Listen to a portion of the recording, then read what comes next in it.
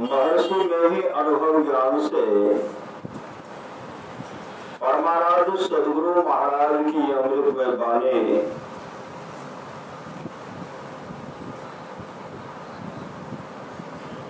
ध्यानाध्यास करके जो अपने को नियम में कर लेगा, वह अपने को परमात्मा में जोड़कर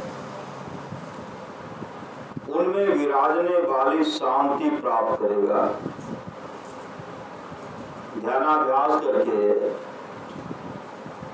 जो अपने को परमात्मा में जोड़कर उनमें विराजमान परमात्मा में ध्यानाभ्यास करके जो अपने को नियम में कर लेगा, वह अपने को परमात्मा में जोड़कर उनमें विराजने वाली शांति प्राप्त करेगा। श्रद्धा की बड़ी जरूरत है। श्रद्धावंत परम गति प्राप्त करेगा। श्रद्धा की बड़ी जरूरत है। श्रद्धावंत परम गति प्राप्त करेगा और श्रद्धाहीन संसार चक्र में भ्रमता हुआ सांसारिक दुखों को भोगता ही रहेगा। गुरुवाक्य, सत्शास्त्र और सद्विचार तीनों का मेल मिलने पर जो अटल विश्वास होता है, उसी को श्रद्धा कहते हैं। सदग्रंथों में कहे गए विधियों को छोड़कर जो मन मना करने लगता है, वह विषय भोगों में डूबता है। इस तरह वह न सिद्धि पाता है, न सुख पाता है और न परम गति पाता है। जो लोग बहुत दिनों से सत्संग करते आ रहे हैं, अभी कर रहे हैं और आगे भी करेंगे, वे सभी महासुख के भागी होंगे, महासुख के भागी होंगे। आप लोग बहुत अच्छा करते हैं कि रविवार के रविवार यहाँ आकर सत्संग करते हैं। जब तक लोग जीवन धारण करें तब तक सत्संग करें, तो अवश्य मरने के बाद वे आगे कोई शरीर पाएगा तो मनुष्य का ही शरीर पाएगा, दूसरा हो नहीं सकता।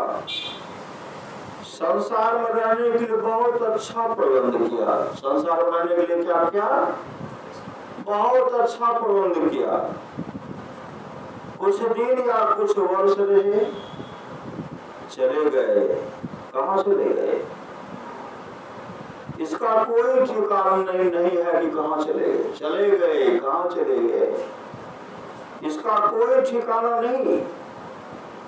शरीर छोड़ने पर तुम दुख में नहीं जाओ। शरीर छोड़ने पर तुम दुख में नहीं जाओ, इसका प्रबंध कर लिया। अगर इसका प्रबंध कर लिया तब तो ठीक है, लेकिन नहीं किया तो अभी तुमको कुछ करना चाहिए, नहीं तो अपनी बहुत बड़ी हानि करते हो। इन बड़ी हानि से बचो। यह शरीर रूपी पिंजरा 7 धातुओं से बना हुआ है। इसमें जीवात्मा युक्ति के न जानने वाले सूखे के समान रहता है। यदि इस जीव को सदगुरु मिले तो इसका उद्धार हो सकता है। ये जीव को अगर सदगुरु मिल जाए, यदि इस जीव को सदगुरु मिले तो इसका उद्धार हो सकता है। नहीं तो यह जीव अत्यंत दुख भोगता रहेगा। नहीं तो यह जीव अत्यंत दुख भोगता रहेगा। श्रीमद् भागवत महापुराण में आया है, पापात्मा जब शरीर छोड़ते हैं, उनको जमदूत घसीट करके ले जाते हैं। 99,000 योजन की दूरी पर उनको घसीटते हुए लेके चले जाते हैं। गर्म बालू पर उनको घसीटते हैं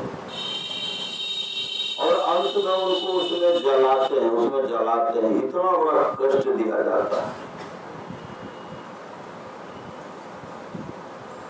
साधन करने पर अंतर की अनुभूतियों में अभ्यासी को जो रस मिलता है वह अकथनीय है। साधना जो करते, ध्यान भजन करते हैं, अभ्यासी को भीतर रस आनंद मिलता है, रस मिलता है। कहते हैं वह अकथनीय है, उसका वर्णन मुख से नहीं किया जा सकता। अकथनीय है, कोई भी पुस्तक इसका बोध नहीं करा सकता, कोई भी पुस्तक इसका बोध नहीं करा सकता है। जब तक मन पूर्ण रूप से जीता नहीं जाता तब तक वह मन मरा हुआ नहीं कहलाता है। दृष्टि योग अभ्यास करने से शब्द योग करने की योग्यता हो जाती है। जो दृष्टि योग का अभ्यास करते हैं उनको शब्द योग करने की, मतलब नदानुसंधान करने की योग्यता हो जाती है। शब्द अभ्यास से ही मन पूर्ण रूपेण वश में आता है, यानी मारा जाता है।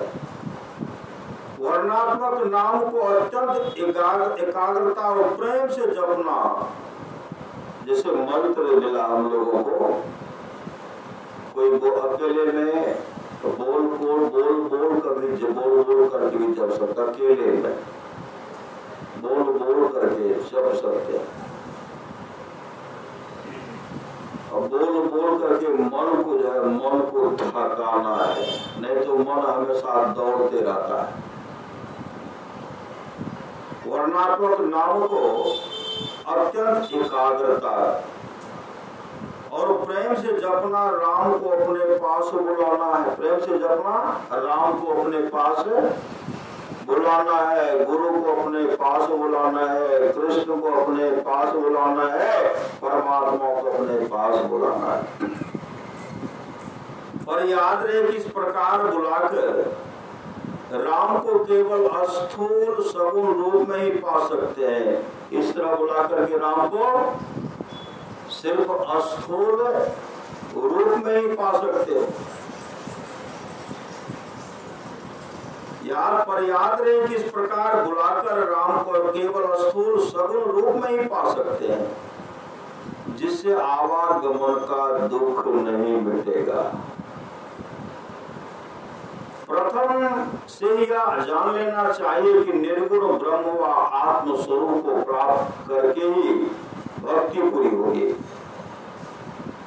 निर्गुण ब्रह्म और आत्म स्वरूप को जो प्राप्त कर लेंगे तब आपकी भक्ति पूरी होगी, और तभी ईश्वर अपने में भेद ज्ञान का दुख मिटकर परम कल्याण होगा।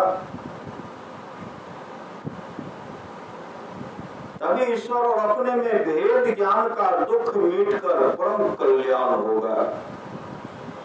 बिना योगाभ्यास के लिए भक्ति पूर्ण रूप से किसी युग में, जब तक योगाभ्यास नहीं करेंगे, अभी रामदेव बाबा का योग चल रहा है, नहीं चल रहा है, यह आध्यात्मिक योग नहीं है, यह बाहर का शरीर को थकाने के लिए कर। शरीर ऐसे होगा कि आपका शरीर स्वास्थ्य अच्छा रहेगा इसको करने से। तो बिना योगाभ्यास के लिए भक्ति पूर्ण रूप से किसी युग में कदापि न बनेगी। वह तो बाहर का शरीर स्वस्थ रहेगा, योगाभ्यास वो अंदर में करेंगे। अंदर में यह जो है, यह मन थके, मतलब ऐसा परम कल्याण हो जाएगा, कभी दुख का मुख नहीं देखना पड़ेगा अगर यह आपका योग बन गया। बिना योगाभ्यास के भक्ति पूर्ण रूप से किसी युग में कदापि न बनेगी। जैसे मोटे अक्षरों का लिखना सीखे बिना कोई बारीक अक्षरों को नहीं लिख सकता है। पहले हम लोग पढ़ने के लिए, आप लोग भी जाते होंगे तो बड़ा अक्षर देता और जो था बड़ा देता, उस पर घुराते रहते थे। धीरे धीरे अभ्यास होने के बाद उसमें छोटा अक्षर भी लिख सकते हैं। ठीक उसी प्रकार अंतर साधना के लिए हम लोगों को बड़ा मतलब मंत्र जो दिया उसको वाचिक रूप में जप सकते हैं, मानस जप कर सकते हैं, मने मन जप सकते हैं। और यह कहिए बड़ा रूप है न, मानस ध्यान है तो बड़ा रूप है। पहले सर्वांग शरीर का ध्यान कीजिए। भगवान कृष्ण कहते सबसे पहले सर्वांग शरीर का ध्यान कीजिए धीरे धीरे। और तो कहते कभी इस पर जहाँ है वहां हर जगह अपने मन को दोहराइए ध्यान करने के लिए। कभी कान को लाइए, कभी नाक को लाइए, कभी हाथ को लाइए। श्रीमद् भागवत पुराण माया मतलब मन को एकाग्र करने के लिए। दोनों भुजा को लाइए, बाल को लाइए।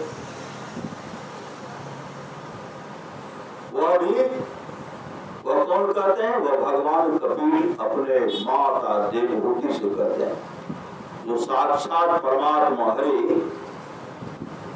कपिल भगवान के रूप में अवतीर्ण हुए जब लिए। वो अपने माता को उपदेश करते हैं। माता उपदेश को सुनते सुनते ध्यान करते करते माँ मोक्ष को प्राप्त कर ली, पिता भी मोक्ष को प्राप्त कर लिए।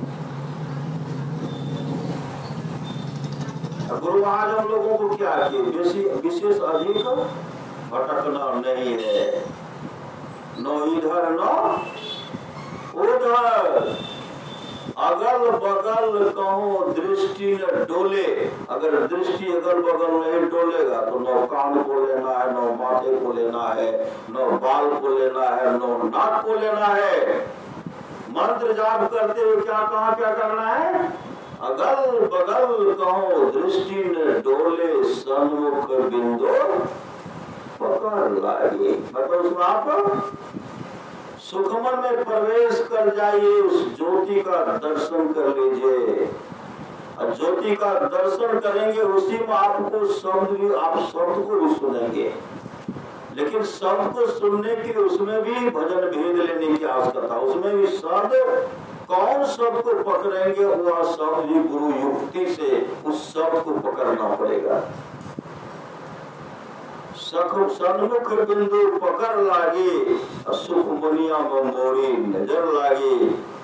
तमाम ग्रंथ को पढ़े और जितना सार सटीक, रामचरितमानस सार सटीक है, सत्संग योग है। भगवान के द्वारा, ऋषि मुनि के द्वारा, जो पहुंचे हुए संत सदगुरु के द्वारा, भगवान ब्रह्मा, भगवान शिव, भगवान विष्णु, भगवान राम, भगवान कृष्ण, भगवान वेद व्यास, सुखदेव मुनि आदि आदि जो महापुरुष है, सबके निचोड़ को सबको पढ़िए और सबको पढ़ करके पढ़िए। अंत में यही आएगा कि हम लोगों को करना क्या पड़ेगा। जो हम लोगों को हम लोग करेंगे तो हम लोग कर जाएंगे। उसके लिए सदगुरु महाराज ने रामचरितमानस की रचना की, सत्संग योग की रचना की है, गीता योग प्रकाश की रचना की है। उसको पढ़िए, कहीं भटकने की आवश्यकता नहीं है। इसलिए सामर्थ्यवान सदगुरु साक्षात परमात्मा संत सदगुरु के रूप में आए और सब फूल को तोड़ करके एक माला बनाए। नहीं बनाते हैं, तरह तरह का फूल तोड़ते हैं। अब फूल तोड़ के क्या करते हैं? माला बनाते हैं। अलग अलग फूल है तो माला बन गया। अगर एक में हुआ तो क्या हुआ? माला है, चाहे नीला हो, पीला हो, लाल हो, हरा हो, कि हल्दी रंग का हो कि हर रंग का हो, अगर वह सब एक माला में चलाया तो वह माला हो गया।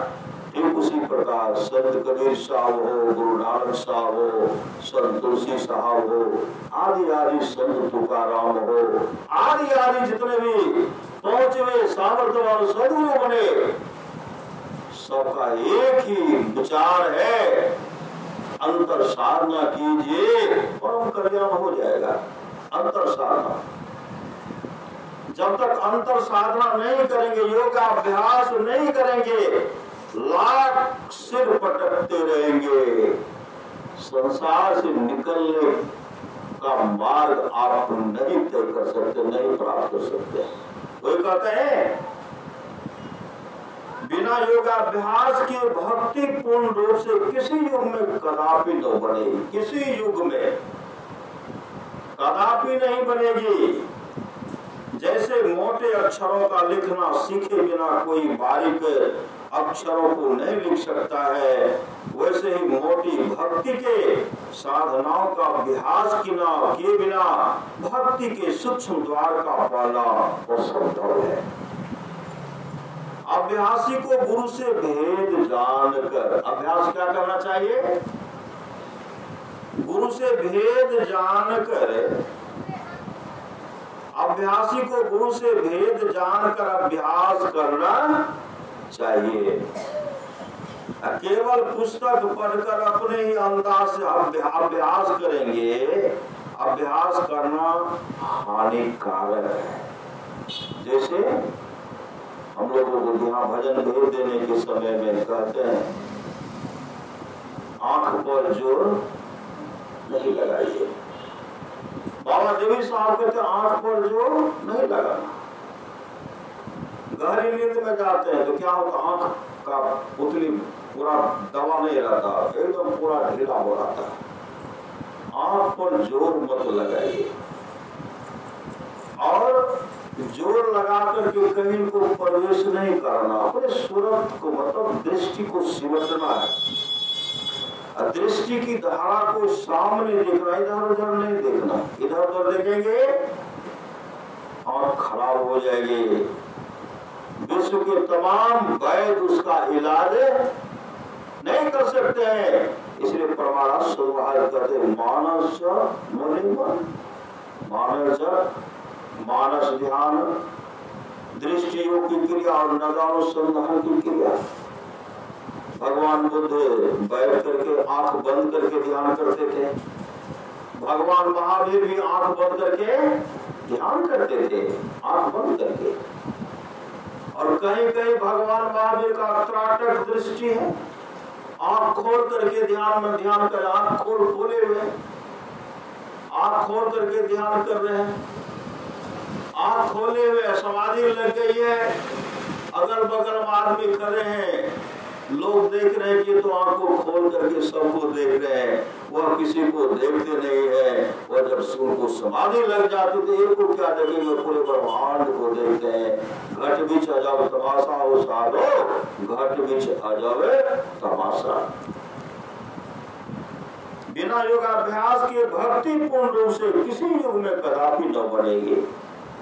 जैसे मोटे अक्षरों का लिखना बिना सीखे कोई बारीक अक्षरों को नहीं लिख सकता है, वैसे ही मोटी भक्ति के साधनाओं का अभ्यास के बिना भक्ति के सूक्ष्म द्वार का पाना असंभव है। अभ्यासी को गुरु से भेद जानकर अभ्यास करना चाहिए। केवल पुस्तक पढ़कर अपने ही अंदाज से अभ्यास करना हानिकारक है। तन मन से सेवा बाह्यमुखी सेवा है, और निज मन से सेवा अंतर्मुखी सेवा है। निज मन से सेवा करने वाला ही पवित्र होकर ईश्वर की ओर चलता है। निज मन से पवित्र होकर चलता है। गुरु अंतर्मुखी होने के लिए उपदेश देते हैं। गुरु क्या करते हैं? अंतर्मुखी होने के लिए उपदेश देते हैं। गुरु अंतर्मुखी होने के लिए उपदेश देते हैं। पूरे और सच्चे गुरु की पहचान अत्यंत दुर्लभ है। फिर भी जो शुद्धाचरण रखते हैं, जो नदानुसंधान का अभ्यास करते हैं, और जो संत मत को अच्छी तरह से समझा सकते हैं, उनमें श्रद्धा रखनी और उनको गुरु धारण करना अनुचित नहीं। दूसरे गुण कितने भी हो, परंतु आचरण में यदि शुद्धता नहीं पाई जाए तो वह गुरु मानने योग्य नहीं। कैसे को गुरु माने आप लोग जानते होंगे। रज्जब जी महाराज, रज्जब जी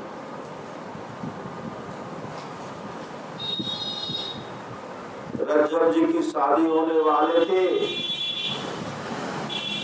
बारात सब निकल पड़े, रज्जब जी भी निकले तो घोड़ा पर बैठ करके जा रहे थे, राजसी पोशाक में मौर मुकुट पहने हुए थे, मौर पहने हुए थे। रज्जब जी कहते हैं पहले सदगुरु का दर्शन करना है, गुरु पद प्रीति नीति रज जी, भगवान शिव कहते हैं पहले गुरु का दर्शन करना है। सब कहते चलो चलो बात होता जल्दी पहुंचेंगे तो व्यवस्था है उसमें भाग लेने होता है, लेकिन रज्जब जी कह रहे हैं नहीं पहले सदगुरु का दर्शन करूंगा। जहाँ शादी होती है उसी गांव में उसी जगह पहुंच गए, लेकिन गुरु को आश्रम इधर था। कहा पहले सदगुरु का दर्शन करूंगा। बारात सब आगे बढ़ गए, वहां जब गए तो कहते हैं दुल्हा बिन बारात को किस काम की। बारात में दुल्हा नहीं है तो कोई सम्मान करेंगे, पहले कुछ देर तो होगा तो देखो दुल्हा जी आ रहे जैसे से होगा, और जगह होता भी है। जब आओ देखो तब देखो अभी तक नहीं पहुंचा, तब धीरे धीरे बारात सब का भी सम्मान घटने लगता है। जो पूछते हैं दुल्हा कहाँ है, कहा तो पीछे रह गए, कहा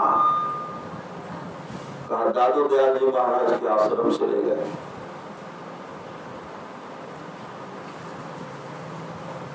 वहां आए जहाँ शादी होती वो सब आ गए, लेकिन दुल्हा क्या कर रहे, दादू दयाल जी महाराज ध्यान में बैठे हुए थे, योग में योग कर रहे थे, ध्यान में बैठे। रज्जब जी देख रहे अपने सदगुरु को देख रहे हैं, और ये घोड़े पर बैठ करके सदगुरु को देख रहे हैं। सदगुरु अंतर पथ चालो प्रभु को पालो, सदगुरु तो अंतर मार्गी बने हुए परमात्मा के दर्शन में निमग्न लगे। जब ध्यान से निवृत्त होते तो क्या देखते हैं, सामने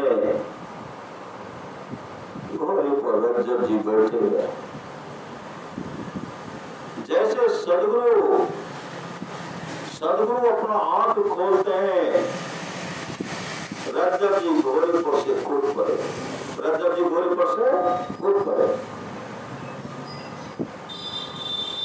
जैसे कूदते हैं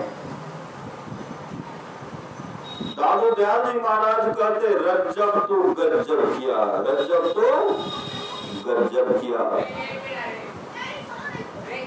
रज्जब तो गज्जब किया। सिर पर बांधा मौर, आया था तू हरि भजन को, चला नगर की ठोर, चाहते हो किसको। समय की एक ठोकर ही बदल देती है जीवन को। संत महापुरुष की वाणी है, होंगे करो खोटे तो ईश्वर का भजन गाने से क्या होगा, किया परहेज ना कुछ भी दवा खाने से क्या होगा। बीता हुआ समय कभी नो हाथ आएगा, बीता हुआ समय कभी नो हाथ आएगा। लिया चुग खेत चिड़ियों ने, पछताने से क्या होगा। मुसीबत तो टले मर्दानगी के ही थपेड़ों से, मुक्कर दर के भरोसे बैठ, पछताने से क्या होगा। तो मुट्ठी बांध कर आया था, खाली हाथ जाएगा, भला मालिक करोड़ों का कहलाने से क्या होगा।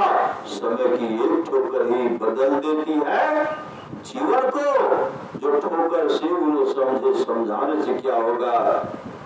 जैसे सदगुरु कहते हैं आया था तू हरि भजन को, चला नरक की ठोर, जाते हो किस ओर।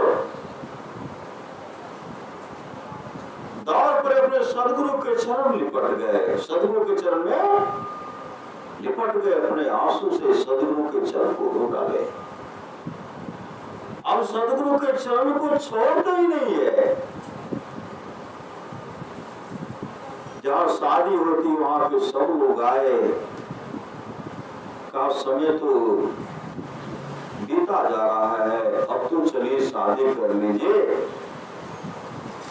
रज्जब जी ने कहा मैं शादी नहीं करूंगा।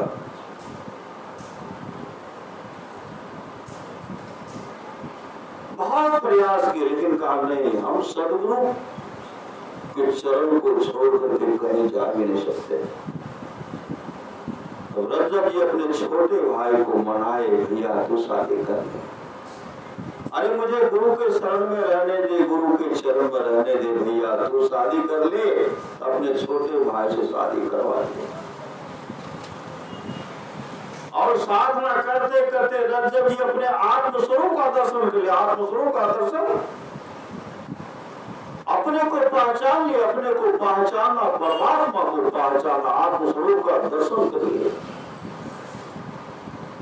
और हमेशा वो सदगुरु का दर्शन क्या करते थे। जब दादू दयाल जी महाराज संसार से चल बसे, दादू दयाल जी महाराज, रज्जब जी का जीवन चरित्र है। जब दादू दयाल जी संसार से चल बसे, सब बिलक बिलक करके रो रहे हैं। रज्जब जी बिलक बिलक करके रो रहे हैं।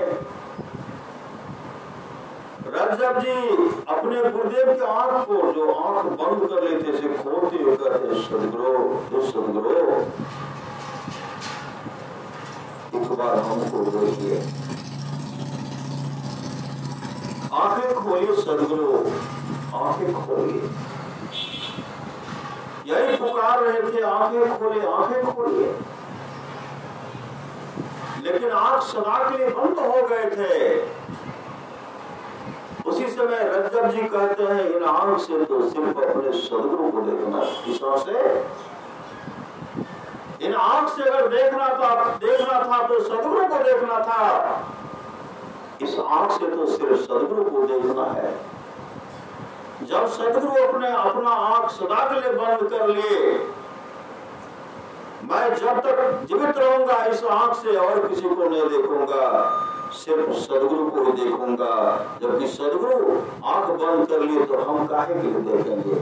और सदा के लिए अपने भी आंख बंद कर लिए, कभी आंख खोले नहीं। कभी आंख जब तक जीवित रहे तब तक आंख खोले।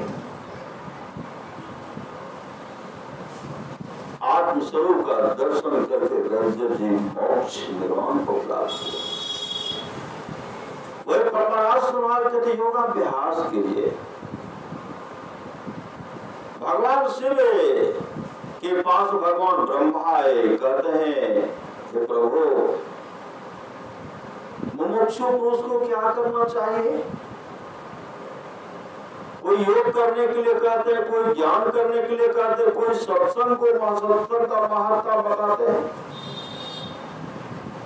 योगी पुरुष को जो मोक्ष के इच्छुक हैं, ऐसे लोगों को क्या करना चाहिए।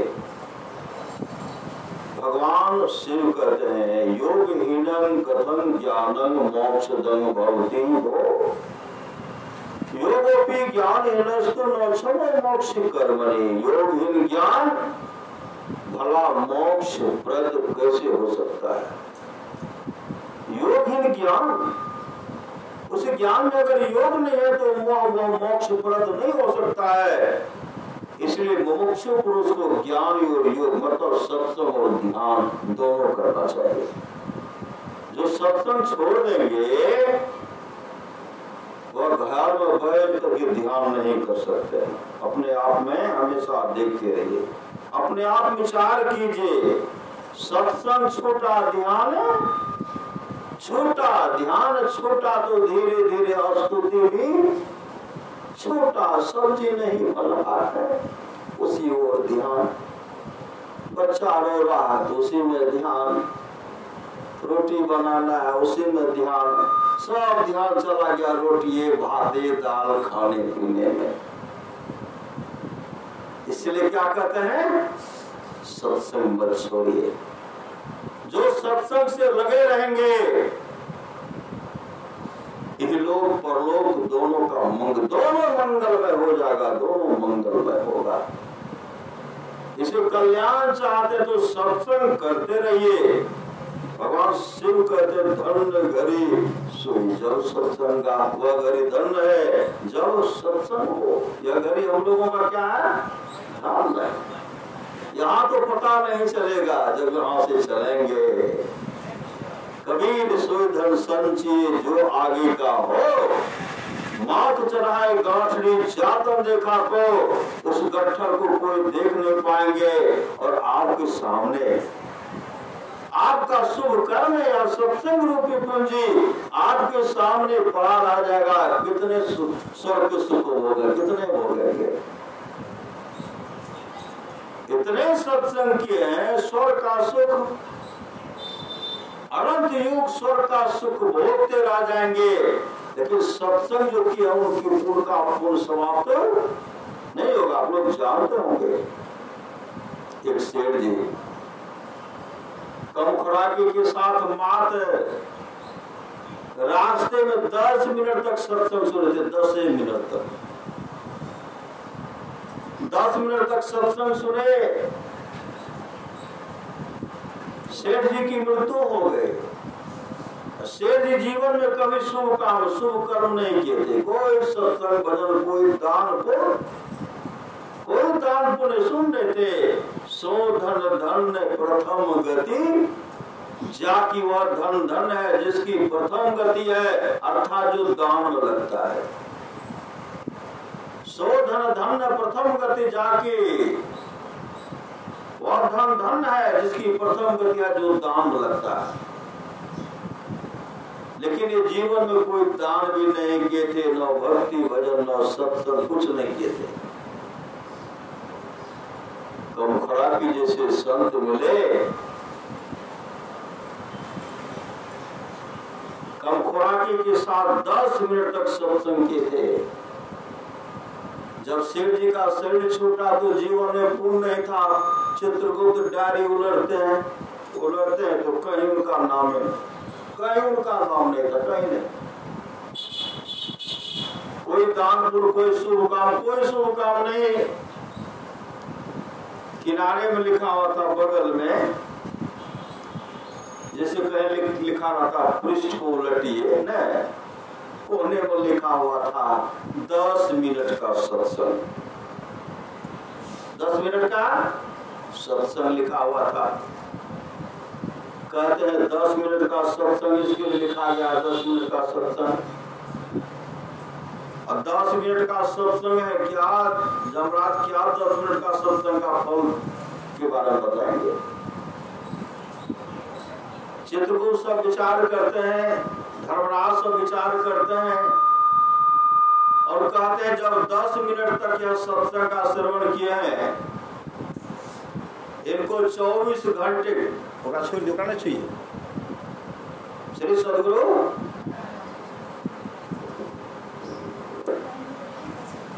पूछिए रुसे वाला नो छोकरा नहीं छुए, रुस जाए तो हो कर। श्री सदगुरु 10 मिनट का सत्संग क्या तो उसका फल का 24 घंटे के लिए उनको इंद्रलोक का राजा बना दीजिए। 24 घंटे स्वर्गलोक का राजा मतलब इंद्र का पद दे दीजिए। वहां गए तो इंद्र को कहते हैं आप कृपया सिंहासन को खाली कर दीजिए, इनको बिठाइए और यह मात्र 24 घंटे रहेगा। यहाँ का 24 घंटा नहीं, हम लोग की 24 घंटा नहीं, वहां का 24 घंटा बहुत बड़ा घंटा होता है। वहां गए जैसे सिंहासन बैठते हैं, शेरी विचार करके इतने धन संग्रह किया, इतना धन संग्रह किया, इतना इमारत बना, इतना सोना चांदी हीरा जवाहरात का संग्रह किया, लेकिन कहीं देखता भी नहीं हो कहाँ है, कहीं दिखलाई नहीं पड़ता। जो कुछ किए लेकिन कहीं कुछ नहीं दिखलाई पड़ता है। रास्ते में 10 मिनट सत्संग किए तो इन लोग का राजा बन गया 24 घंटे के लिए। सुंदर सिंहासन था। अप्सरा सब पंखा लेकर के झेल रही है, नर्तकी आगे में नाच रही है, लेकिन उधर ये देखते नहीं है, उधर नहीं देखते, उदास हो गए और मन में कहने लगे 10 मिनट तक सत्संग क्या तू यहाँ आ गया, इसके बाद तो हमको नरक में जाना पड़ेगा। यमराज ने कहा 24 घंटे के बाद तुम नरक में जाओगे और नरक में काफी दुख भोगोगे, सावधान होकर के रहना। मन में जैसे सिंहासन बैठते हैं वो सोचने लगे क्या करूं। सिंहासन पर से देखते हैं, स्वर्गलोक के सिंहासन पर बैठे दूर में देखते हैं बहुत जगह, जैसे हम लोग बैठे हुए हैं, बहुत आदमी बैठे हुए थे, उनके मन हुआ कि वहां चलकर देखना चाहिए। जैसे सिंहासन पर से उतरते हैं तो अप्सरा कहती महाराज आपको 24 घंटे के लिए स्वर्ग का सिंहासन मिला है, वो भोग लीजिए, यहाँ का आनंद सुख ले लीजिए। नर्तकी करें महाराज नाच तो देखिए, लेकिन इधर उधर कहीं सीधे चले गए। वहां जब गए तो वहां क्या देखते हैं, जैसे भगवान शिव कहते धन्य घरी सोई जब सत्संगा, वहां जब गए तो वहां भी कम खुराकी का सत्संग हो रहा था। वहां क्या हो रहा था, कम खुराकी का वहां भी सत्संग हो रहा था, कम खुराकी का। वहां कम खुराकी का सत्संग हो रहा था। जैसे कम खुराकी को देखते हैं, प्रणाम करते हैं, भैया कम खुराकी, आपके साथ जो आप जो हमको सत्संग सुनाए उसके चलते हमको 24 घंटे तक के लिए स्वर्गलोक का राजा बनाया गया है। सिर्फ 24 घंटे तक उस पर रहेंगे। भैया ऐसा उपाय कीजिए कि स्वर्ग से हमको कहीं जाना नहीं पड़े, नहीं तो नरक में जाना पड़ेगा। भैया ऐसा उपाय कीजिए। तो कम खुराकी कहते सेठ जी आप सत्संग सुनिए, आप सत्संग सुनिए, आप सत्संग सुनिए। सत्संग सुन रहे हैं, सत्संग सुनते सुनते 24 घंटा बीत गया, वह सत्संग में बैठे हुए हैं। इधर से जमदूत कहते आए सेठ आओ, समय हो गया। उधर उधर जब देखते हैं तो कम सेठ जी कांपने लगते, कहते भैया कम खुराकी देखो। जमदूत पुकार रहे हैं, कम खुराकी कहते उधर मत देखिए। कई बार पुकारे, कम खुराकी कहते उधर उधर देखना बंद कर दीजिए, देखना बंद कर दिए। 10 मिनट में 24 घंटा तक जो सत्संग के कितना फल होगा। जमदूत आए, झक मार करके जमराज से कहते महाराज उसका समय हो गया लेकिन सत्संग में बैठा हुआ है। जमराज भी जाते हैं, जमराज भी वहां पहुंच नहीं पाते। जमराज भी जमदूत जमराज जो दोनों छक मार करके आ गए और जैसे 24 घंटा पुनः गद्दी पर आए, 24 घंटा का समय समाप्त हुआ, उसी समय वह सिंहासन पर से उतर गए। तो उतर करके कहते कहाँ जा रहे, कहा नरक में जाना है, हमको तो 24 घंटे का समय मिला था। साक्षात धर्मराज आते हैं, चित्रगुप्त आते हैं, कहते अब आपको कहीं जाना नहीं है, आपने समय का सदुपयोग किया, इसलिए 24 घंटे क्या अब 100 वर्षों तक के लिए इस इंद्रलोक की गद्दी पर बैठ करके इंद्रलोक का शोभा बढ़ाइए। 100 वर्षों तक का राजा बना। अपने लोगों का 100 वर्ष नहीं, कई युग बीत जाता है, कई तब स्वर्ग होता है। तो हम लोग जो है, हम लोग तो तत्काल, आप लोग हम लोग कहाँ आए, तत्काल के लिए आए, नहीं आए हैं। कोई श्रोता बन के, कोई वक्ता बन करके कोई व्यवस्था कर रहे नहीं कर रहे, परमात्मा के द्वारा भेजे गए हम लोग हैं। घर कलिकाल में सत्संग करते हुए जब जाने का समय होगा तो चले जाएंगे, और वहां बढ़िया से सिंहासन पर बैठ करके वहां भी सत्संग होगा, वहां भी वो करेंगे। फिर परमात्मा भेजेंगे, जाओ यहाँ सत्संग करना, वहां सत्संग करना, यहाँ करना, वहां करना, सब फिर आएंगे, फिर करेंगे। जगत है मुसाफिर खाना, यहाँ तो आना जाना 2 दिन की है मेरी दे भैया, इसमें सारे खेल रचाए, फिर वापस घर, फिर वापस घर जा। भाग कर सब निर्वाण को प्राप्त करोगे, सब करेंगे, इसे चिंता नहीं कर रही है। श्री सदगुरु समय निकालते हुए कहते समय गया फिरता नहीं, झट जो समय चला गया वो वापस नहीं आता है। समय गया फिरता नहीं, झट ही करो निज काम, जो बीता सो बीतिया अब हो गुरु नाम।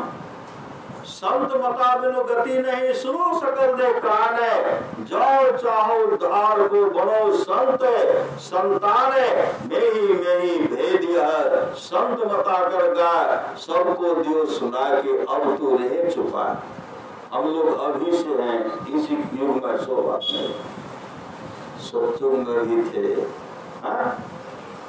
परमात्मा के संग में थे, सब थे, अमीन सब थे परमात्मा के संग। सृष्टि होने लगी, सृष्टि को सजाने के लिए 84 लाख जीव जंतु का परमात्मा सृष्टि किए, और सबका सिरमौर मानव को भेजे, मानव को भेजे।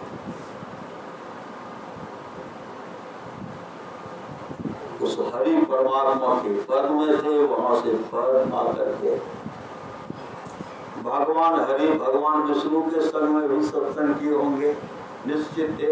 श्री सदगुरु भगवान राम के उस समय में बड़े भाग मानुष कर पावा, उसमें भी हम लोग होंगे। भगवान कृष्ण के समय में भी ग्वाल बाल के रूप में हम लोग भक्त के रूप में होंगे, तब तो अभी सत्संग कर रहे हैं।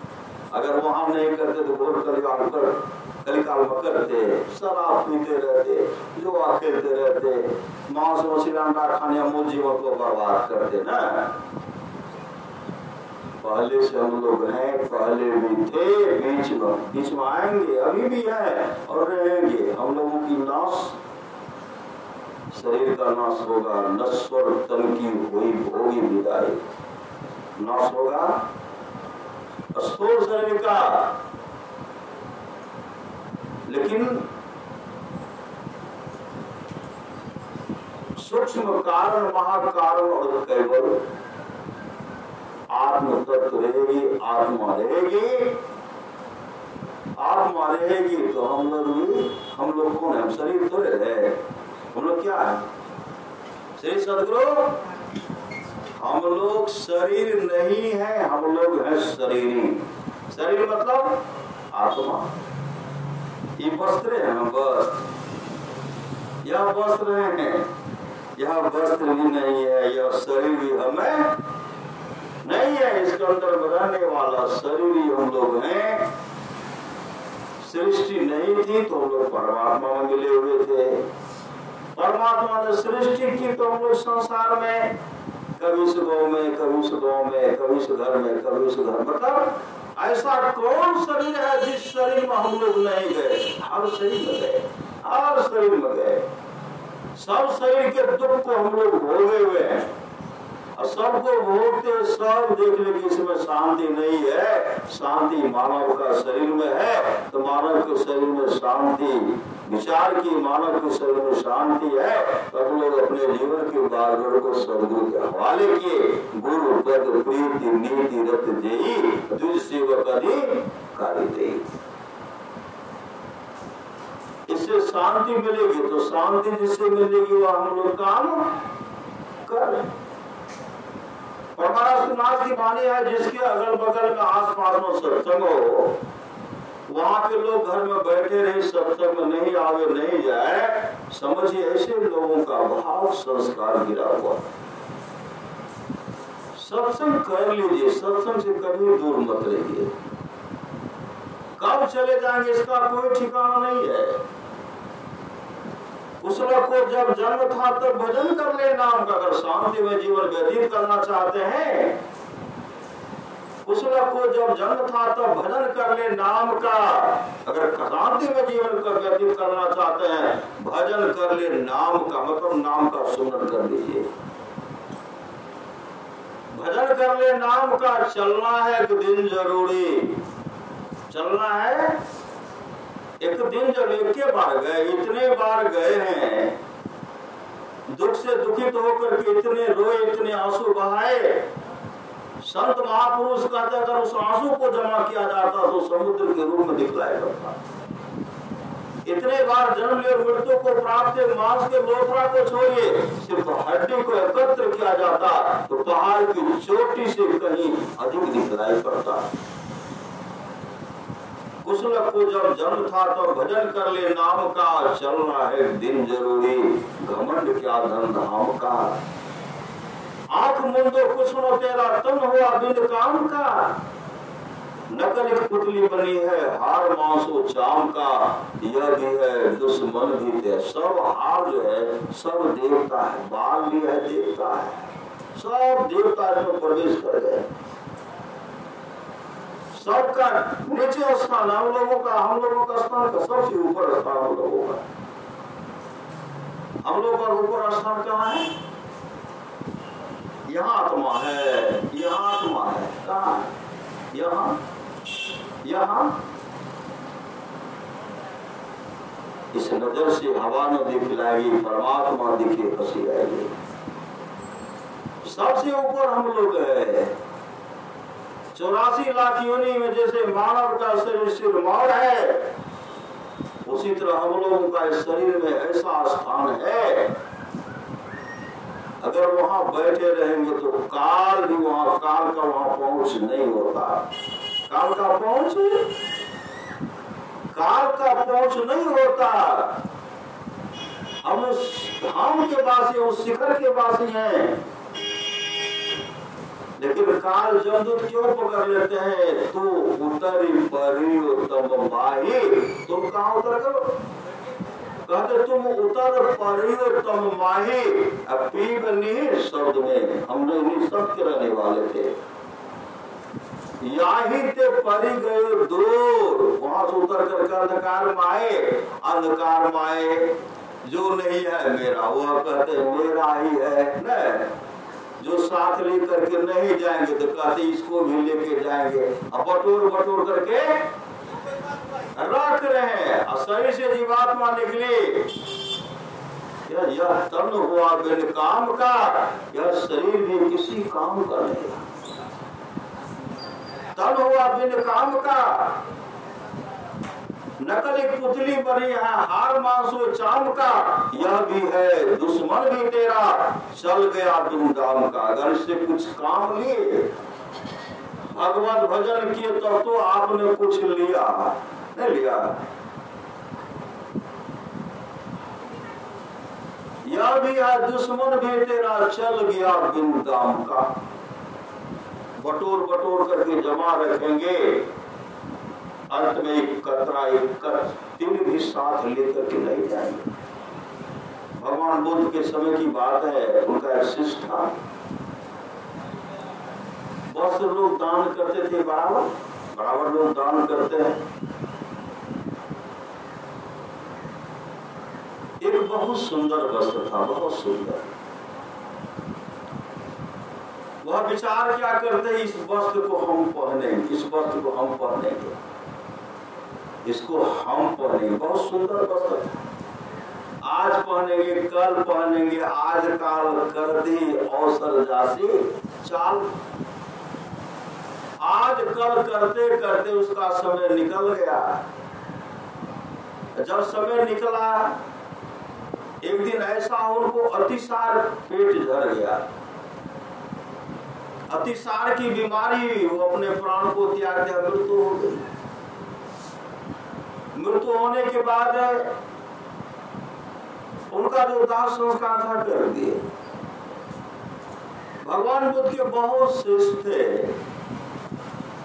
उनके गट्ठर को खोलते हैं तो कोई कहता हम यह लेंगे, कोई कहते हम लेंगे, वह लेंगे, यह लेंगे, हम यही लेंगे, मतलब बहुत पूरा गट्ठर है जमा, इस यह हम लेंगे, वह हम लेंगे। भगवान बुद्ध बैठे हुए थे, भगवान बुद्ध ध्यान बैठे हुए थे। भगवान बुद्ध कहते हैं आए का देखो, अभी कोई इसमें से कोई वस्त्र मत लो, अभी इसमें से कोई वस्त्र नहीं लो। भगवान का भगवान बुद्ध का देखो यह क्या है, चिल्लर था, चिल्लर दौड़ रहा था, चिल्लर दौड़ रहा था और कह रहे थे देखो मेरा वस्त्र सब लूट रहा है, मेरा वस्त्र सब लूट रहा, मेरा वस्त्र ले रहा, मेरा वस्त्र ले रहा, मेरा लूट रहा, मेरा लूट रहा है। उसके आवाज को और नहीं जानते, जो आत्मस्वरूप का दर्शन कर लेते हैं उस आवाज को जानते हैं। भगवान वो जान गए तब तो यहाँ है, इसको गट्ठर बांध दो, वैसे रहने दो, वैसे रख दिए।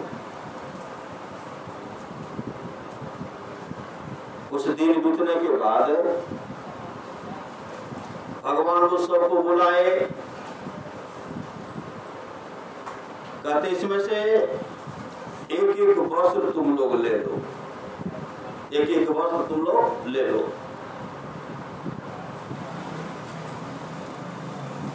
भगवान वो पहले भी चिल्लर को दिखलाए थे, लेकिन उसके बारे में बताए नहीं थे।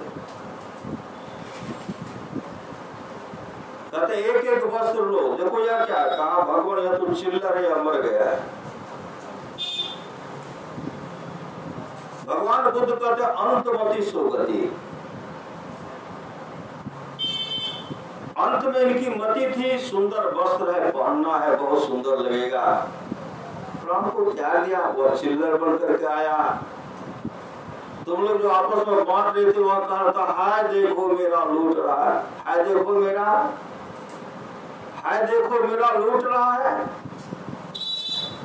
इनकी चीख चिल्लाहट मेरे कानों तक गई, इसलिए मैं नहीं आया। अब इनकी आसक्ति मतलब ये अपने जीवन में जो शुभ काम क्या था, सत्संग भजन क्या था,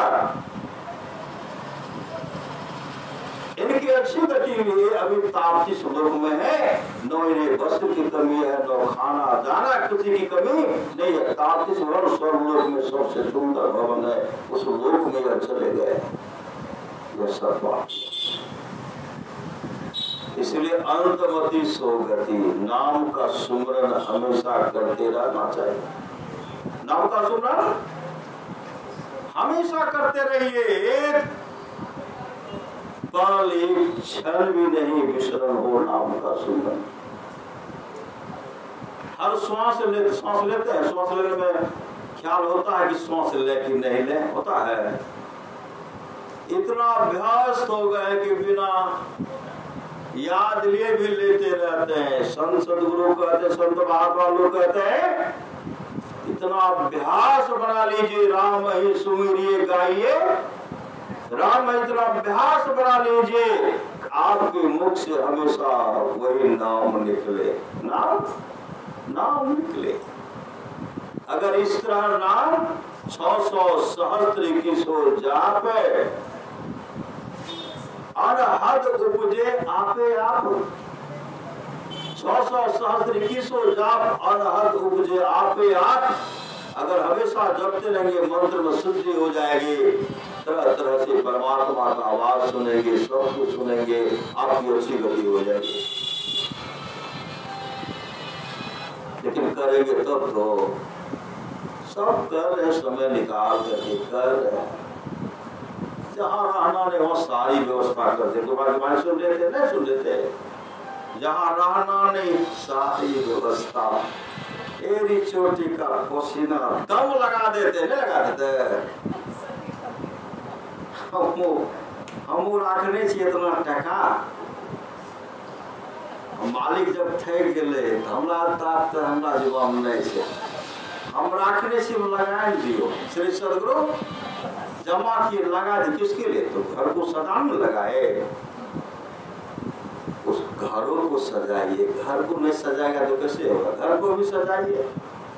श्री सदगुरु घर को भी सजाइए, या परमात्मा के द्वारा दिया हुआ मंदिर जो है, इस मंदिर को सजा करके रखिए। सजा करके जब रखिएगा, अंतर पथ चालो प्रभु को पालो, अंतर अवगाहन करेंगे, परमात्मा का दर्शन होगा, ये लोग और परलोक मंगलमय होगा। इसलिए कहते गुरु पद प्रीति नीति रत जय, गुरु के प्रति समर्पण भाव होना चाहिए। आप लोग जानते होंगे हरगोविंद सिंह जी महाराज, हरगोविंद सिंह महाराज के शिष्या थे। परिवार के साथ रह करके वह ध्यान भजन करते थे, जैसे आप लोग हैं, तमाम लोग हैं। माई देसा साई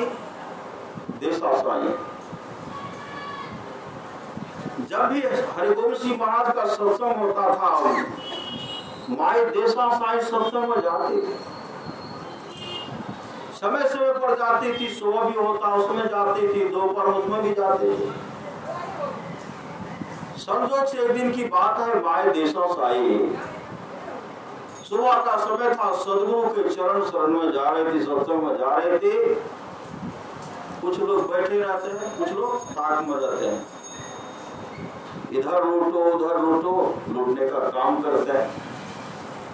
ऐसा विरोध था, बैठ करके वो देसा साई माई देसा साई जा रहे थे। कुछ महिला सब, कुछ माँ सब थी। और आज का जतरा खराब हो गया, आज का जतरा खराब हो गया। मैंने बांझ को देख लिया, माई देसा साई के एक भी संतान नहीं थे। मैंने बांध का दर्शन कर लिया, आज अन्न नहीं मिलेगा, ये नहीं मिलेगा, तरह तरह से वो बोलने लगे, जोर जोर से बोलने लगे। माई देशों साई सुन ली, सुनने के बाद सदगुरु के पास गए, आंसू बहाते हुए, और अपने सदगुरु से हरगोविंद सिंह महाराज से वह कहने लगी, हे सच्चे पातशाह, हे सदगुरु, मुझे पुत्र नहीं है, इसके लिए मुझे कोई चिंता नहीं है। मुझे पुत्र नहीं है, इसके लिए मुझको कोई चिंता नहीं है। जब मैं सत्संग में आती हूँ तो यहाँ के लोग कुछ से कुछ बोलती रहती हूँ, कुछ से कुछ बोलते हैं, लेकिन लोग तरह तरह का ताना बाना करते हैं, कटु शब्द का प्रहार करते हैं। आज तक मैंने आपसे कुछ नहीं मांगे, हे सदगुरु, मुझे लोग बांझ कर दे, मेरा दर्शन करने से उन लोग का जतरा खराब हो जाता। तो हे सदगुरु, कम से कम मुझे एक पुत्र हो जाए, वो आशीर्वाद हमको दीजिए। हरगोविंद सिंह महाराज आंख बंद करते हैं, देखते हैं, कहते भाई, तेरे भाग में 7 जन्मों तक एक भी पुत्र नहीं। तेरे भाग में लिखा हुआ नहीं है, तेरा भाग जो है कटा हुआ है, कटा हुआ है। तेरे भाग में एक भी पुत्र लिखा हुआ नहीं है, इसलिए 7 जन्मों तक तुमको एक भी पुत्र नहीं होगा। उसी समय वापस आती हैं, हरगोविंद सिंह महाराज के शिष्य सेवक थे, वो सब सुन रहे थे। वो कहने लगते हैं, भाई आप सच्चे पातशाह के पास गए, लेकिन सच्चे पातशाह ने कहा आपके भाग में लिखा हुआ नहीं है, आपका भाग कटा हुआ है। पुनः भाई जाओ और उसे को, हे सच्चे पातशाह, लिखने वाले आप हो, मिटने वाले आप हो, लिखने वाले भी आप ही हो और मेटने वाले भी आप ही हो। उस समय आपने नहीं लिखा, अब तो लिख दो। उस समय आपने नहीं लिखा, अब तो लिख दो। पुनः जाकर के कहने लगे, हे सदगुरु, लिखने वाले आप हो, मेटने वाले आप हो। उस समय आपने नहीं लिखा, तो अब तो लिख दो। उसी समय हरगुरु सिंह महाराज कहते, भाई एक बार कहा जाके तेरे भाग में 7 जन्मों तक पुत्र लिखा हुआ नहीं, तुम यहाँ से जाओ। रोती बिलकती जैसी वह वहां से निकली। फिर सेवक कहते, माई इधर सुनो।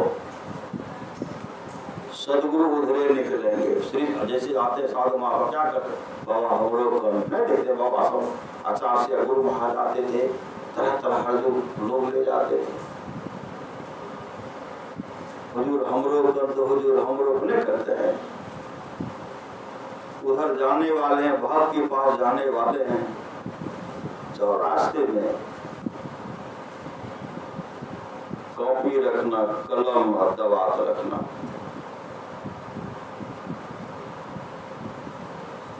रास्ते में जाएंगे छेद लेना। और यही कहना, उस समय आपने नहीं लिखा तो अब तो लिख दो। उस समय आपने नहीं लिखा तो अब तो लिख दो।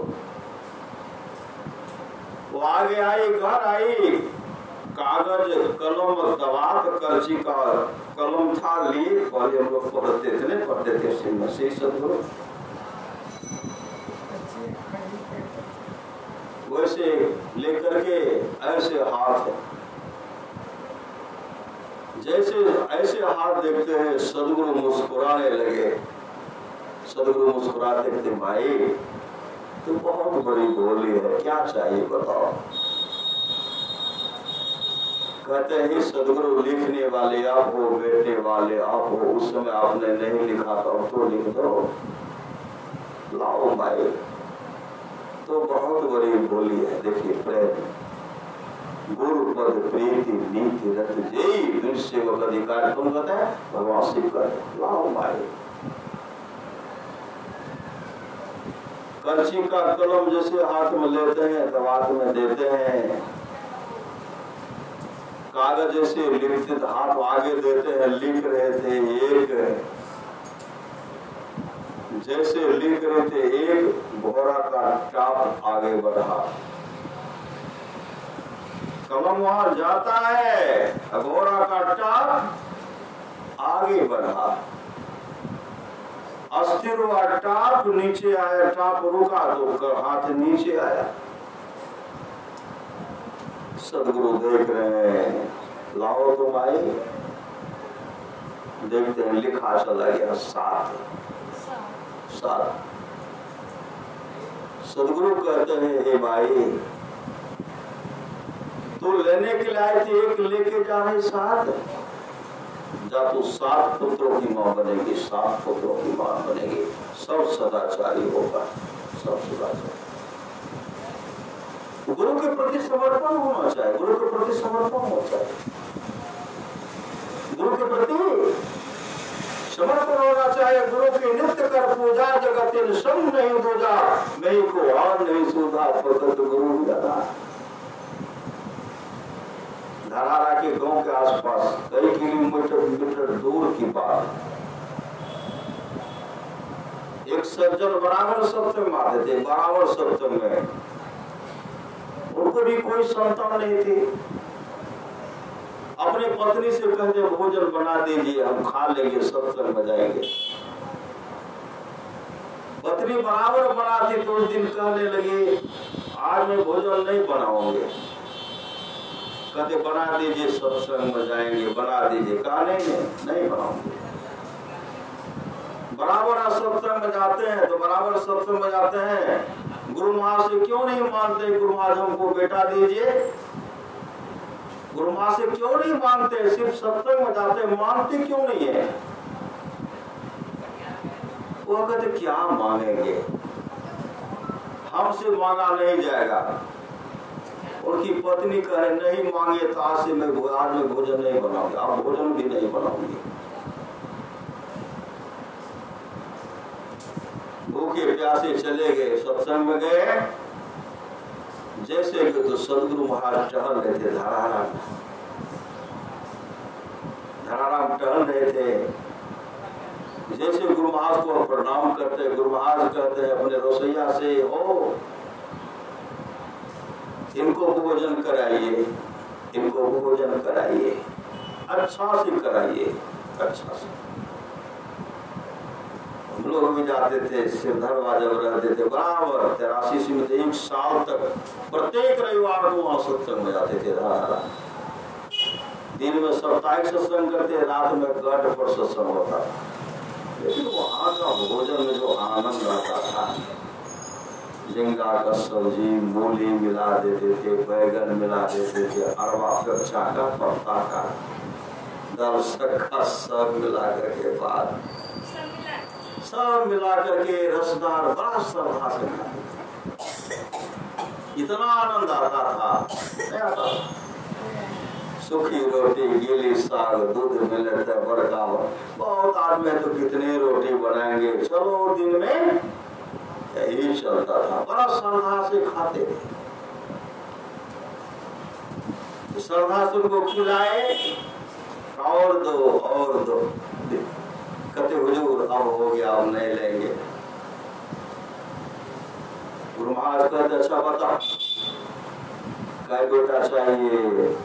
श्री सदगुरु गुरु महाराज कहते क्या बेटा चाहिए, क्या बेटा चाहिए। वह सज्जन कुछ नहीं बोलते हैं, लेकिन निकलता उंगली एक टूटता है। गुरु महाराज कहते मांगा भी तो क्यों मांगा, मांगा भी तो क्यों मांगा, और मांग लेता, लेकिन वह कुछ एक राज्य जाए पुत्र होगा, वह सदाचारी होगा, सदाचारी होगा। सब कुछ गुरु के पास है, भाई अपने भाग है, पर तो लिखा लाल का संत देते हैं फेर, लाल में संत फेर देते, बदल देते। इसलिए गुरु के प्रति समर्पण अच्छा। आप लोग जानते होंगे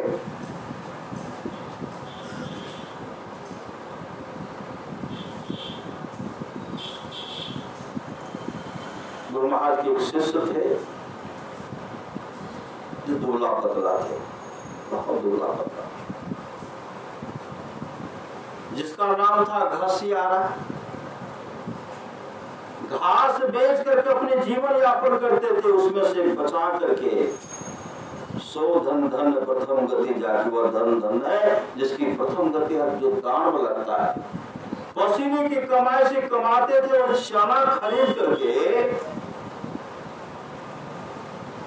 खुला करके संत सदगुरु को दान करते थे, सूखा दान, और सत्तू बना करके संत महात्मा को दान करते थे, घास बेच करके। और गुरु नानक देव जी के समर्पित से समर्पण से गुरु नानक देव जी के सत्संग में, एक दिन वह सत्संग में नहीं थे, सत्संग हो रहा था। गुरु नानक देव जी महाराज कहते मुझे 500 रुपए की बहुत जरूरत है, 500 रुपए की।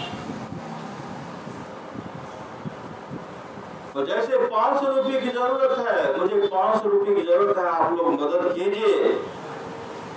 आज सामर्थ्यवान सदगुरु का है, लेकिन किसी का हृदय नहीं पसीजा, किसी का हृदय नहीं पसीजा, और सब अपने सिर को नीचे कर लिए, एक दूसरे का मुख देख रहे। सदगुरु नजर दोहराते हुए कहते हैं कहते इसमें घसियारा है का, नहीं घसियारा नहीं है। गुरु नानक देव जी कहते घसियारा से कहना, और उससे कहना कि गुरुदेव का मान है 500 रुपया, तो 500 रुपया व्यवस्था करके अपने गुरुदेव को पहुंचाओ। उसमें एक सेठ बैठे हुए थे, सेठ गए, सेठ बहुत बड़ा कंजूस थे, श्री सदगुरु गए, और सेठ के पॉकेट में उस समय 10,000 रुपया था। अरे 500 मांग रहे थे, सदगुरु मांग रहे थे, देना चाहिए। 10,000 पॉकेट में रखा हुआ था। वह गए घसियारा के घर पर, घसियारा से कहते घसियारा, अरे सत्संग में तू नहीं गया था, तुमसे गुरुदेव मांग के 500 रुपया, घसियारा कहते, मन में कहते मेरे पास रुपया नहीं है, लेकिन गुरुदेव की मांग है तो मैं व्यवस्था करूंगा। बहुत लोग से मांगे, कोई नहीं मदद किए। अंत में उनको याद आया, बादशाह का एक खलीफा है जिसका नाम है मस्किनिया। उनका ऐलान था, जो मेरे खलीफा से हाथ मिलाएगा इनाम के रूप में 500 रुपया दिया जाएगा, और जो उसको पछाड़ देगा उसको 1000 रुपया दिया जाएगा। मस्किनिया से हाथ मिलाना मानो मौत के मुंह में जाना था। बड़े बड़े पहलवान को फुटबॉल के नायक फेंकते थे, गिरने के बाद प्राण पकड़ी हो जाता, हड्डी पर अलग हो जाता। कितने बड़े सब पहलवान, अगल बगल का पहलवान अखाड़ा छोड़ करके भाग गए। कौन से हाथ मिलाता है, किसी को जीतने के लिए देते थे। घसियारा के पास पहुंचे, बादशाह के पास पहुंचे। बादशाह कहते कहाँ है वो? घसियारा अपने सब अपने पुत्र को भी ले लिए। कहाँ है वो? कहा आपके खलीफा से मस्किनिया से हाथ मिलाने के लिए। बादशाह कहते हैं कहा मस्किनिया, कहा मच्छर तुझसे हाथ मिलाने के लिए आया है? अरे बड़े बड़े पहलवान तो अखाड़ा छोड़ करके भाग गए, तेरे शरीर में हड्डी पसली हड्डी है, सिर्फ हड्डी झलकता है। मच्छर की तरह लड़ने के लिए आया। श्याला कहते हैं मैं अपने लिए नहीं, हम गुरु के लिए लड़ने और मरने के लिए। हम जानते कि हमारी मृत्यु हो जाएगी, इससे हाथ मिलाना मौत के मुंह में जाना है। लेकिन मेरे गुरुदेव का मांग है 500 रुपये का, मांग के मेरे पास कोई व्यवस्था कोई नहीं थी। अंत में उपाय सोचा, आपका खलीफा से हाथ मिलाएंगे, इनाम के रूप में 500 रुपया मिलेगा। हम अपने पुत्र को साथ मिलाए हैं, इनसे हाथ मिलाना मानो मौत के मुंह में जाना, हमारी मृत्यु हो जाएगी, लेकिन वह रुपया मेरे पुत्र को दे दीजिएगा, मेरा पुत्र मेरे गुरुदेव को दे देंगे। आगे बढ़ते हैं, मस्किनिया के पास गया। मस्किनिया कहते कहाँ है वो? कहा भैया आपसे लड़ने के लिए। मस्किनिया कहते तुमको मरने का और कोई जगह नहीं था, जो मेरे हाथों मरने आया है। घसियारा कहते भैया हम अपने गुरुदेव के लिए लड़ने और मरने के लिए आए, गुरुदेव का आदेश है 500 रुपया चाहिए। तो भैया उनको बादशाह को याद रहे नहीं रहे, जब हमारी मृत्यु हो जाएगी तो आप बादशाह को कह करके मेरे पुत्र को दिला दीजिएगा, मैं गुरुदेव के लिए लड़ने के लिए मरने के लिए आया। ठीक है, जब ऐसी बात हो तो मरो। घसियारा तो गुरु से मंत्र लेकर के ध्यान भजन करते थे। गुरुधन है, गुरुधन है, गुरुधन है दाता दयाल, दया करे और मुरहने दे टाल भर जंजाल सब मिल को, जब ते रोजी बने रहो खुशहाल है, हरदम रटो कबहू न हटो तो ही चलेगा न काल।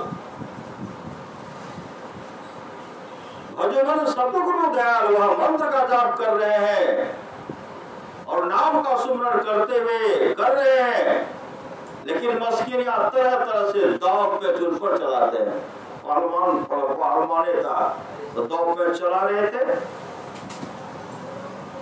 इतना दाव पे चलाए, मस्किनिया चलाए, लेकिन घसियारा टस से मस नहीं के। और एक बार क्या करते हैं, घसियारा उनको पकड़ करके हाथ को पकड़ करके झिट्टी मारते हैं। झिट्टी मार ऐसे हाथ को पकड़े ऐसे घुमाते हैं, ऐसे घुमाए जिस तरह भीम क्या करते थे, भीम बड़े बड़े विशाल हाथी के पूंछ को पकड़ लेते थे और पूंछ को पकड़ करके फेंकते थे, कई योजन तक चला जाता, आकाश को जाता। बहुत देर के बाद आकाश से वो हाथी गिरता था, बस प्राण को त्याग देता। लेकिन आज घसियारा नाम का सुमरण करते हुए मस्किनिया को पकड़ करके ऐसे घुमाते जिस तरह फुटबॉल को घुमाते हैं, ऐसे घुमाए घुमाए वह मस्किनिया ऊपर उड़ जाता है, वहां से नीचे गिरता है तो चित्त गिरता है। चित्त जैसे चित्त गिरता है, घसियारा उनके सीने पर छाती पर बैठ जाता है, बादशाह उधर से आता है और कहते हैं मस्किनिया, बड़े बड़े पहलवान तुम्हारा नाम सुनकर का खाना छोड़ करके भाग गया, जो भी तुमसे हाथ मिला सबको तुमने मौत का घाट उतार दिया, आज तुमको क्या हो गया कि मच्छर से हार गया। उसमें घसियारा कहते हैं महाराज मुझे तो अपना बल था, इनको गुरु का बल है। इनको क्या है? गुरु का बल है। गुरु पद प्रीति नीति रहे, मुझे तो अपना बल था, इनको गुरु का बल है। उसी समय राजा उनको 1000, बादशाह उनको 1000 दिए, 1000 रुपया दिए। रुपया लेकर के जैसे वो सदगुरु के पास गए, सदगुरु के चरण में दंडवत रखते हैं, 1000 रुपया रखते हैं। नानक देव जी महाराज कहते हैं क्या है? कहा 1000 है। अंतर्यामी सदगुरु सब कुछ जानते थे। उसमें कंजूस सेठ भी जो जिसके पॉकेट में 10,000 था, वो अभी गुरु नानक देव जी पास बैठे थे।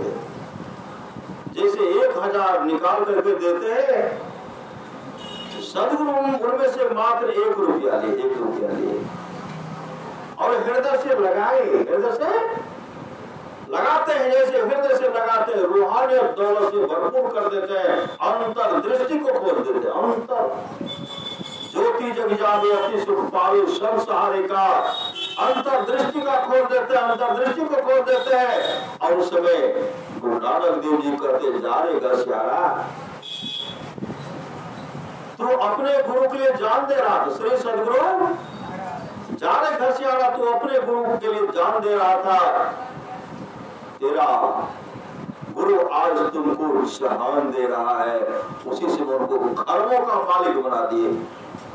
गुरुदेव के सामने बड़ा बड़ा कई फैक्ट्री चलने लगा, बहुत चलने लगा, खरबों का मालिक बना दिए, दृष्टि खोल दिए, खरबों का मालिक बना दिए। जाओ मैंने तुमको खरबों का मालिक बना दिया, दृष्टि खोल दिए। कंजूस सेठ उसी समय बगल में था। क्या कहते हैं, जिस समय गुरुदेव मांग कर रहे थे 500 रुपया, उस समय मेरे पॉकेट में 10,000 रुपया था। अगर मैं निकाल करके देता तो मैं भी खरबों का मालिक बन जाता, मेरी भी दृष्टि खुल जाती। ये सबके भाग में लिखा हुआ है। परमहंस बाबा देव साहब कहते सच्चा शिष्य है जो गुरु को परमात्मा के तुल्य जानकर आदर करके, सच्चा शिष्य गुरु को परमात्मा के तुल्य जानकर आदर करे, आदर करते हैं। जो परमात्मा के तुल्य जानकर आदर करते, उनका इहलोक परलोक दोनों मंगलमय हो जाता है। आज जो हम लोग सत्संग करें माई, उस माई के द्वारा है हम वो सत्संग करे हुए श्री सदगुरु करा रहे हैं, इसी तरह सत्संग कराते रहे। सब कुछ यहीं रह जाएंगे, सब कुछ छीन लेंगे ना। मम्मी के ही हो उतार रहा हो, श्री सदगुरु वो हो उतार रहा। हाँ हाँ श्री सदगुरु सत्संग करे छी हम पर ओ यदि स्पीड पर इतना जोर से भागले भी सुधी के आदत नहीं है। हम करे पत्नी को अल्लाह चाहे तब छी खाना लगले बैठे खूब डर दुनिया बैठे इतना स्पीड में गया वो खूब खाना लगले मगर हम भी पास पता नहीं वो लग कि मैं सब उसका खराब है चल श्री सदगुरु। इसलिए काल मुख से निमुख भागो ध्यान के बल भाई रे, ऐसे अवसर खोई हो तो रोइबा पछताई हो। ध्यान भजन करते रहिए, सत्संग भजन करते रहिए, इहलोक परलोक दोनों मंगलमय हो जाएगा। आप लोग जानते होंगे भगवान बुद्ध की समय की बात है। भगवान वो सत्संग कर रहे थे, उस सत्संग में एक गरीब ब्राह्मण थे, चुकेल साटक। भगवान को दान पर चर्चा करते, ब्रह्मोत्सव का प्रातः काल सत्संग था। हरेक को दान करना चाहिए, दान पर चर्चा जो कर रहे थे, हरेक को दान करना चाहिए, हरेक को दान करना चाहिए। तो सब तो बैठे हुए, तो सब बोले कि प्रवचन हो रहा, तो प्रवचन सुन रहे। लेकिन चुकेल साटक ब्राह्मण बहुत गरीब ब्राह्मण थे। उनके मन हुआ कि मेरे पास पॉकेट में फूटी कौड़ी भी नहीं है, लेकिन एक चादर है, पुराना चादर, यही भगवान को अपने गुरु को दान कर दो। जैसे उठ करके खड़े हुए, भीतर से मन ब्रह्म कहता दान कर दे, आशीर्वृति मन कहते हैं चुके दान करोगे, एक ही चादर है, पति पत्नी रात में, दोनों पति पत्नी रात में ओढ़ते हो, और दूसरा चादर है भी नहीं। जाने का समय है, दान कर दोगे, ओढ़ोगे क्या? उधर कहा मत करो, ये ब्रह्म कहते कर दो, होते होते नहीं किए, सुबह का समय चला गया। जैसे अपराह्न काल सत्संग करते हैं, जैसे सत्संग प्रारंभ हुआ, भगवान बुद्ध कहते हैं प्रातः कालीन सत्संग में कह रहा था हरे को दान करना चाहिए, इसलिए हरेक को दान करना चाहिए। जैसे करे उठ करके खड़े हुए और दौड़ करके, ब्रह्म कहता देर मत कर, आशीर्वृति मर्दते मत कर। ब्रह्म कहता देर मत कर, दौड़ पड़े सदगुरु के चरण पर, चादर को रखते हुए कहते वाह मैं जीत लिया, वाह मैं जीत लिया, वाह मैं जीत लिया। ये जब इस तरह कहते वाह मैं जीत लिया, वाह मैं जीत लिया, उसमें राजा परसेनजीत बैठे हुए थे। राजा परसेनजीत जिसे कहते वाह मैं जीत लिया, वाह मैं जीत लिया। राजा परसेनजीत कहते ब्राह्मण को गरीब बैठो, क्या जीत लिया? इस पहलवान को तुमने पछाड़ दिया, किस राज पर तुमने विजय प्राप्त किया? वाह मैं जीत लिया, वाह मैं उठ बैठ कर रहे थे, ताल ठोक रहे थे। किस पहलवान को पछाड़ दिया, किस राजा को बंदी बना लिया? इस तरह कहते उनको डांटते जब बिठाते हैं तो भगवान को कहते राजन, आज चुकेल साटक ने महादुष्कर दान दिया। महादुष्कर जैसे कहते महादुष्कर दान दिया है। राजा परसेनजीत कहते उनके पास में फूटी कौड़ी भी नहीं है, रहने के लिए घर भी नहीं है, गरीब जीवन व्यतीत कर रहे हैं, और महादुष्कर दान क्या सोना चांदी हीरा जवाहरात आपको दान किए, जो बोल रहे कि ये महादुष्कर दान दिया है। भगवान बुद्ध कहते राजन, इस गरीब के पास जो था वो सब कुछ दे दिया। आज एक चादर दिया है, तो राजा प्रसन्न कहते एक चादर महादुष्कर दान का, इस गरीब के पास एक चादर है। इतनी गरीबी है, रात में पति पत्नी दोनों औरतें जाने के समय, जब समय है रात में क्या उड़ेगा, कोई व्यवस्था नहीं है। यह महादुष्कर ने तो और क्या। इसके बदले में राजा परसेनजीत क्या करते हैं, इसके लिए 2 जोड़ा कीमती चादर मंगाओ। 2 जोड़ा कीमती चादर मंगाए, राजा परसेनजीत चुकेल साटक के हाथ में देते हैं। जैसे चुकेल साटक के हाथ में देते हैं, वह चादर चुकेल साटक अपने सदगुरु के चरण पर रख दिए। फिर राजा परसेनजीत कहते 4 जोड़ा मंगाओ। जैसे 4 जोड़ा मंगा करके दिए, चुकेल साटक के हाथ में देते हैं, चुकेल साटक सदगुरु के चरण पर रख देते हैं। 8 जोड़ा दिए, 16 जोड़ा दिए, 24 जोड़ा दिए, 32 जोड़ा तक दिए। जैसे सब चादर आता है उठा करके अपने सदगुरु के चरण पर देते हैं। उसके बाद ताम्रपत्र पर 4 गांव का मालिक, 4 गांव, 4 हाथी, 4 गाय, 4 स्त्री, 4000 कासापन और ताम्रपत्र पर लिख करके देते हैं। 32 जोड़ा चादर अंत में देते हैं। जैसे उनको दिए, फिर अपने सदगुरु के चरण पर रख दिए। भगवान बुद्ध कहते चुकेल, थोड़ी सी दान का कितना बढ़ करके पास आता है और कितनी परीक्षा लोगे। मेरा आदेश है कि रखो, वो नहीं रखते थे, कहा नहीं गुरुदेव वो नहीं रखेंगे। भगवान बुद्ध कहते रखो, कहा हम नहीं रखेंगे, इसके लायक हम नहीं। हमको कौन देते, हमको देते भी कहा, आपको इसलिए दे रहे इसलिए आपका। भगवान बुद्ध कहते आज तुम हमको इसलिए तुमको दे रहा है, इसलिए तुम रखो।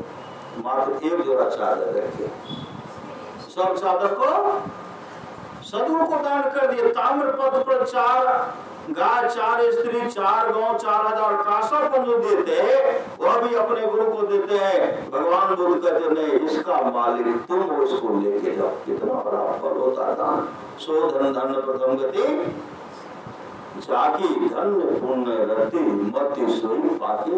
इधर सत्संग मंदिर का निर्माण तो हुआ है, सबको इनको सजाइए। यह गुरु का घर, सत्संग मंदिर का जो सेवा करता हुआ मेरा सेवा करता है, ऐसा गुरु महाराज कहते हैं। कई सत्संग को बाधा सकल बेटा, यह अवसर प्रेरणा मिले दुर्लभ दर्शन पाए। माता जी जिस भावना से करवा रहे हैं और बड़ा लाभ उनको मिलेगा, वहाँ भी सुख, वहाँ भी लाभ मिलेगा। श्री सदगुरु उनके मन के बात को तो गुरुदेव जानते हैं ना, गुरुदेव जानते हैं, गुरुदेव उनके मनोकामना को पूरा करेंगे।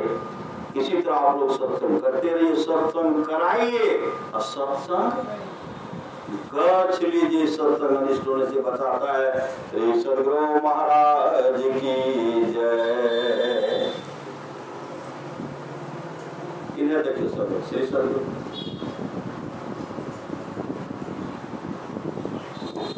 करल छियै। हाँ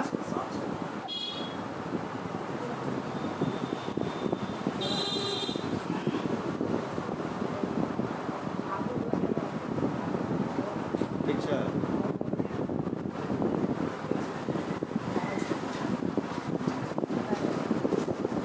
हम छियै सब जने करल छियै।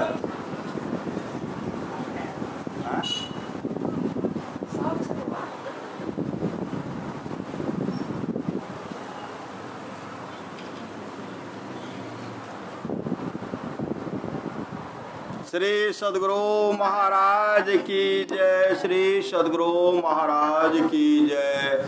श्री सदगुरु महाराज की जय।